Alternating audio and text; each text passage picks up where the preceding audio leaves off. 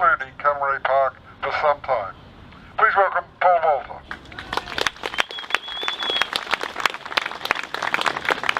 Thank you, Les. And thanks everyone for coming today. Now right up in your mouth. Right, can you hear me there? No, okay.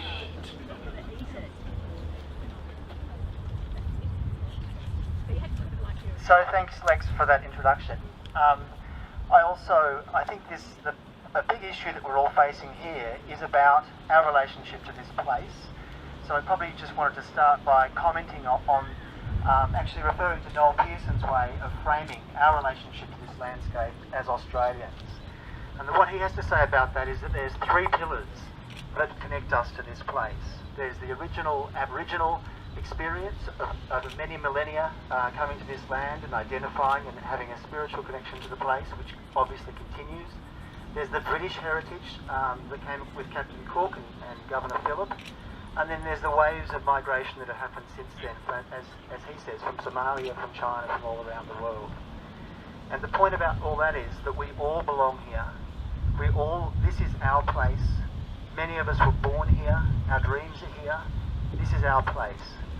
And I think it's very poignant to be talking about Crown Land right now when our head of state, Queen Elizabeth, the superb woman that she was, passed away yesterday, our time. I've been reflecting, and I'm sure we all have, we've all been probably shedding a tear and identifying what is it about ourselves and this place that binds us together.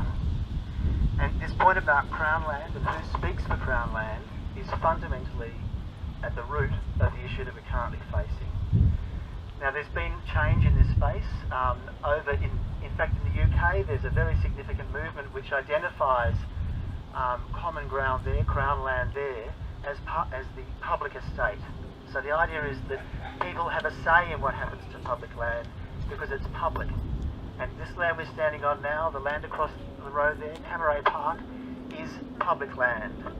And there's been a process of negotiation and decision making that's gone on around the design of these tunnel projects where the community has not been heard and has not been considered.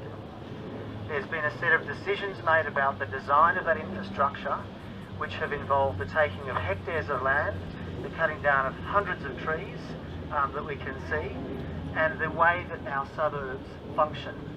And it's all bad news, I'm sorry to say, for our communities here because we weren't at the table, because our interests weren't considered in that process. And there's many components of the design that could have been different, that could have been designed differently, and they weren't. So that's a real problem. And now it's time. The most important contract that will set this process in stone has not been signed yet. It'll be signed towards the end of this year if some people have their way, but not if we say that's not okay.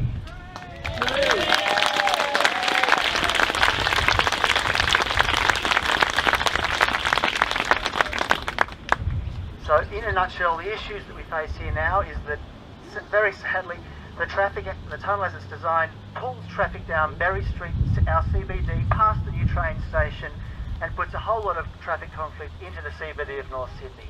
We're losing connections. From Ernest Street to the Harbour Bridge is lost connections. There's multiple severing of connections in our local streets into the network of the motorway system, which means we'll have worse traffic locally, we'll have worse traffic on Ernest Street, we'll have worse traffic on Miller Street as a direct consequence of the design that's been proposed. Now, this can change, and what the council is saying, what our community groups are saying is this project must halt.